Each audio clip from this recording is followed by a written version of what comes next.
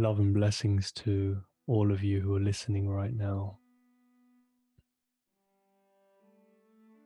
In today's episode, I wanted to talk about my journey and my perspectives on death.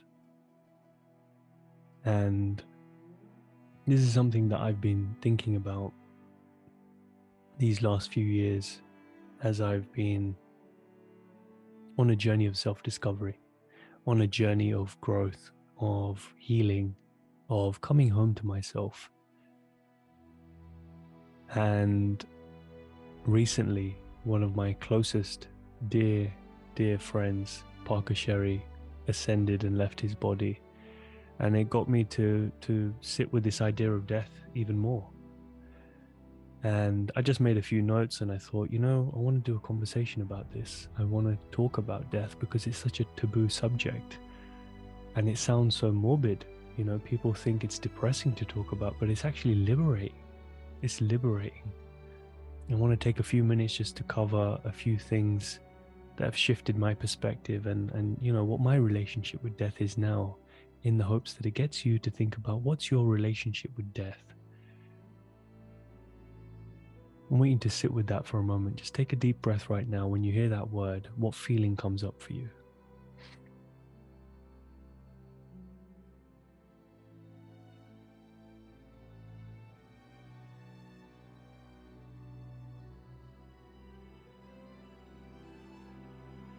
So I've got a cup of tea with me here, drinking some cat's claw tea. So I'm going to take a sip of this right now and then get into the conversation.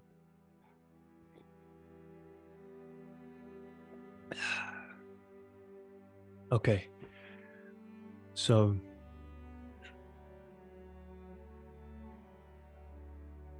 as I've been sitting with this idea of death, one of the things that has come up for me is that it's a great way to live your life more fully, to sit with death. And what I mean by that is I play this game with myself where I project myself to the end, whatever age that is, whatever time that's going to be in.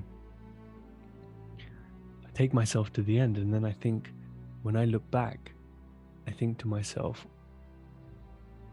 what is it I want to feel about my life? How do I want it to feel?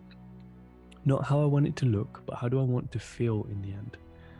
And in the end, I want to feel like it was one big adventure where I got to feel all the feelings, where I got to have all of the wildest experiences that were beyond my comprehension, beyond my imagination even.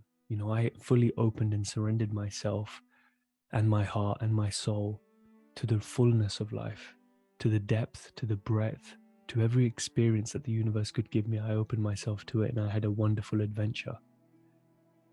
And that I loved. I loved deeply. I felt love deeply. I gave love deeply. I received love deeply. I came home to myself and found my way back to love. That's what I want to feel in the end. And if that's what I want to feel in the end, then I got to live that way now, right? Every present moment leads to the end, eventually. Because eventually,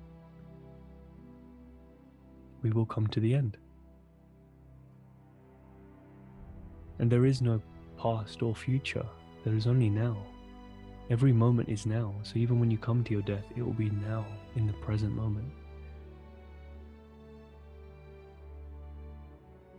So think about, how do you want to feel in the end? And then how does that change the way that you begin to live your life today, in each moment? Because death could come at any time.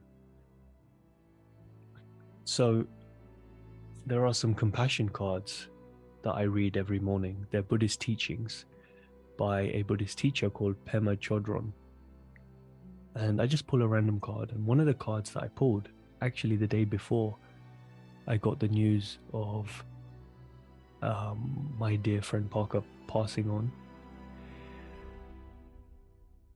or him being in the hospital and having 24 hours to live, the day before I got that message, one of the teachings that came up on the card that I randomly pulled was, Be aware of the reality that life ends, death comes for everyone. And I thought about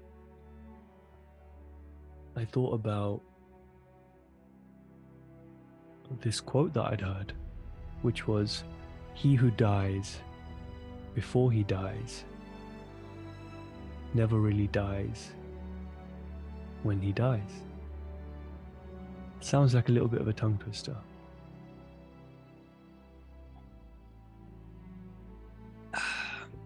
Sounds like a tongue twister. But if you break it down, what it really means is allow yourself to let go and shed old layers of yourself every day, and to come to terms with the fact that one day we will die.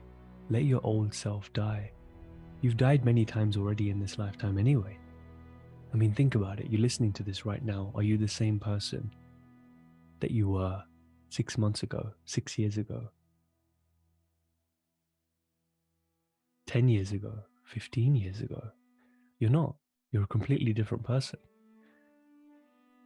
And some people may not even be able to recognize you that were once in your life, because you've evolved and you've grown and you've stretched and you've expanded and you've allowed yourself to experience more of your potential. And so by doing that, you almost prepare yourself for death, because it can come for you at any moment. And then it's sweet, because then you're prepared to die at any moment, because you're living your life being fully present. You're living your life in the most aligned way possible every day, the best way that you can. And so the way you spend your time is satisfying to you. The way you spend your energy is satisfying to you. And so any day can be a sweet day to die. And that way, it's not something to fear. It's something that helps you live life more fully. Death is something that can help you live your life more fully. So before we wrap up this conversation, a few things just to read from the Upanishads, which are the ancient Hindu texts. They're part of a bigger series of texts called the Vedas. But the Upanishads are known to be the core. And you know, there is an essence that lives on beyond death, beyond birth, beyond all of it, pure consciousness. By knowing one piece of gold, the Upanishads observed, all things made out of gold are known.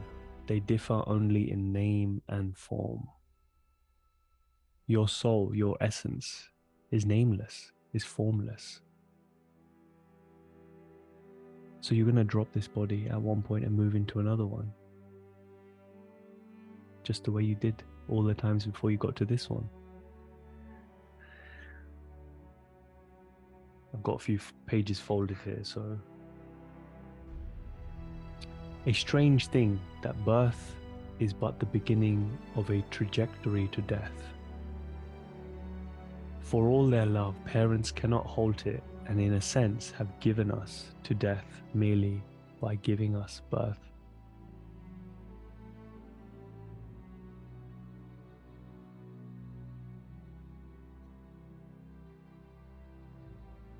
And another paragraph here. As a lump of salt thrown in water dissolves and cannot be taken out again, though wherever we taste the water, it is salty. Even so, beloved, the separate self dissolves in the sea of pure consciousness, infinite and immortal. Separateness arises from identifying the self with the body, which is made up of the elements. When this physical identification dissolves, there can be no more separate self. This is what I want to tell you, beloved. So there's a conversation between two people going on here. And that there is an element to our consciousness. There's an element to ourself, that is pure consciousness.